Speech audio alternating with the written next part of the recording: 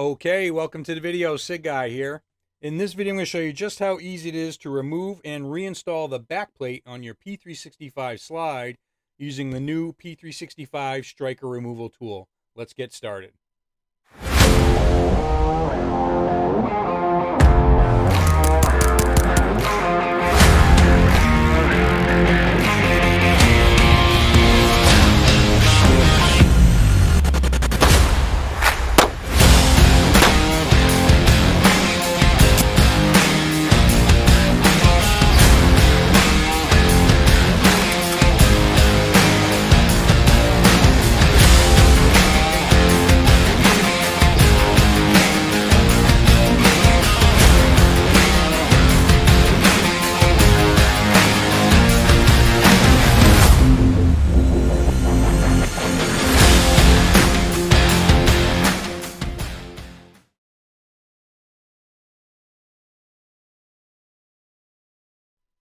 Okay, so if you're into removing your striker all the time, whether you're servicing it or just cleaning out the channel, maybe you're putting a heavier spring on it, whatever the case may be, and you're damaging the striker housing, which is that black plastic piece that you got to manipulate in order to unlock the back plate, then this kit is definitely for you, okay? So even as many times as I've removed and installed mine, I'm pretty good at it and everything, but I use a flat tip screwdriver, probably like everybody else, and just the nature of doing it damages that back or the housing there. The more times you do it, the more damaged it gets. So this one isn't in too bad a shape. You can still see it's a little bit damaged.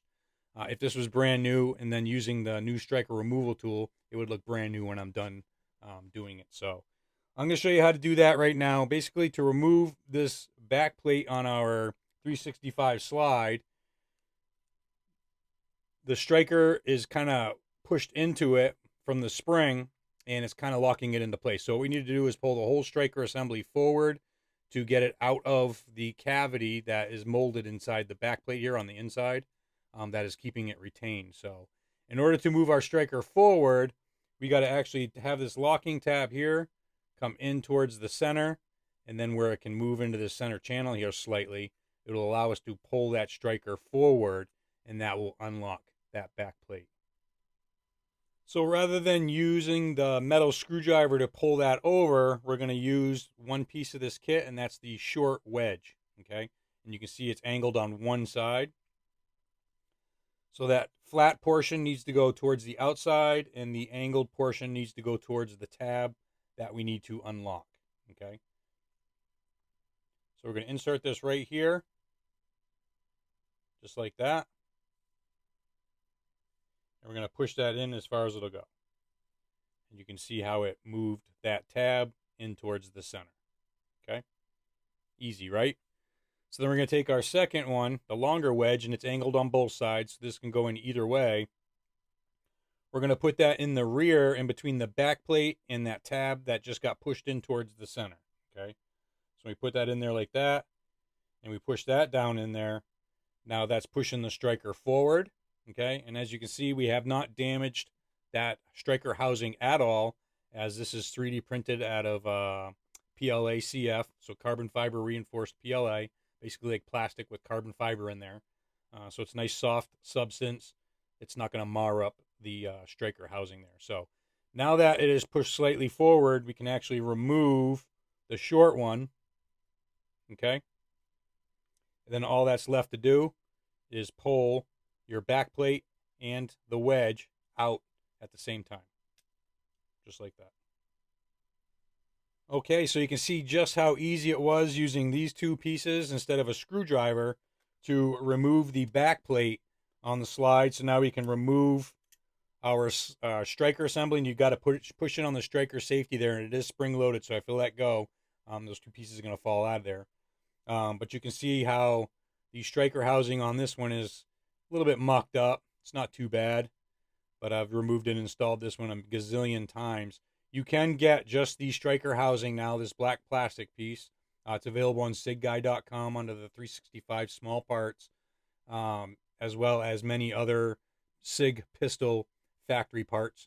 It used to be you had to replace the whole striker assembly if you mucked up that tab and everything, but now you can get just the housing itself. So So that's just how easy it is to remove that. Let's show you how easy it is to reassemble. All right, so to reinstall, there's 2 notches on our slide.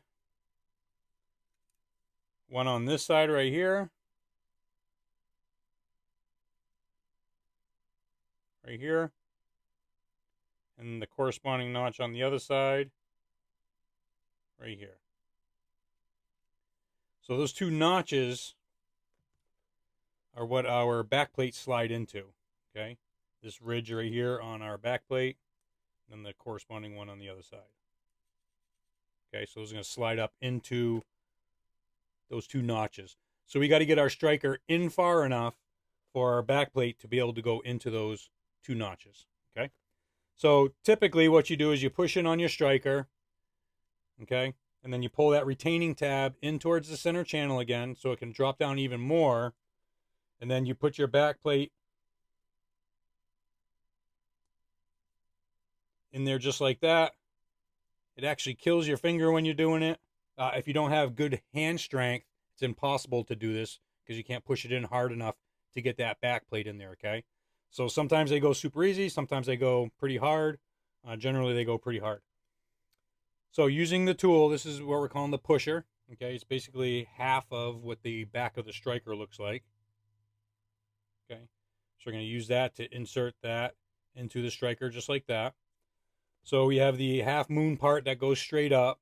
And then we have this recessed notched out part that goes on the bottom, because when we slide our back plate into the notches on the slide, it's going to go basically into the pusher here just like that.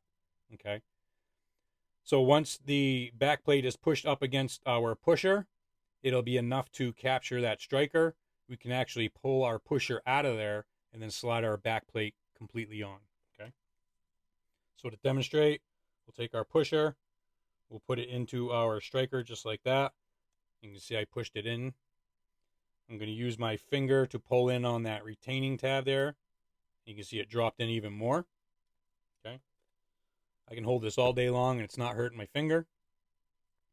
So we're going to take our back plate now. We're going to put it into those 2 notches on our slide, just like that.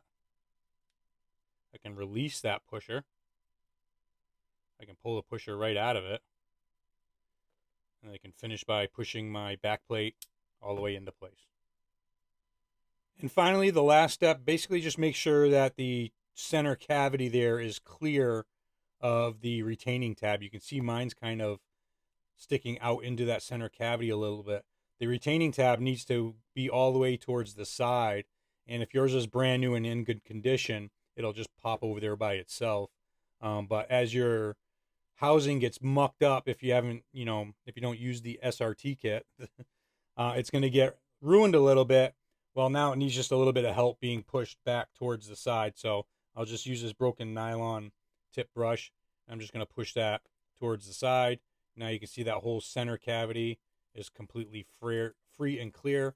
Now my striker, when you're operating your pistol, it slides in and out of that cavity, so it needs to be free and clear. And there you have it. It is that easy to remove your backplate on your P365 using the 365 striker removal tool. That's available on SIGguy.com, as well as some other toolkits that just came out with recently. One of them is the striker spring removal tool. This works on our 320 and our 365 strikers, so easily remove and replace or reinstall that striker spring. We have the 365 multi-function tool, which is a jig basically to cut out your safety notches on a non-manual safety 365 grip, excluding SIG factory X macro non-manual safety grips. You can't convert that one in. You can, but it takes a lot of extra grinding. I don't recommend it. But a Wilson Combat or any other non-manual safety grip, you can convert easily into a manual safety grip. It's a simulated FCU and a takedown lever tool as well. And then we have the manual safety service kit for the P320, which helps you easily remove and reinstall the manual safeties on your 320s, your M17s, your M18s, so on and so forth. So all this stuff is available on SIGguy.com, as well as aftermarket upgrades from over 50 other different companies. And I'm a master SIG. I accessory dealer now, so all the SIG factory parts are on the website as well. So if you enjoy this type of content, there should be a subscribe button right down here in the corner. If you subscribe to the channel, I'd really appreciate it. As always, thank you for watching and have a great day.